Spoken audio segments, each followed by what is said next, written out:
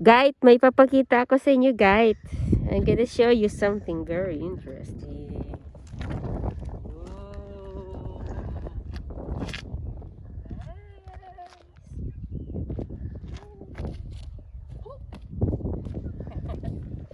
Okay.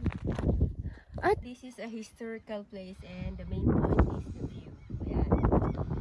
As you can see, there's still lots of snow on the top of the mountains. Ayun. It's different when you see it in your bare eyes. No? Ganda. No? Para siyang drawing lang siya na para siyang green screen, and then itaplak sa likod. Wow. Nice. One shot. Ang dami pang snow doon, no? Oh.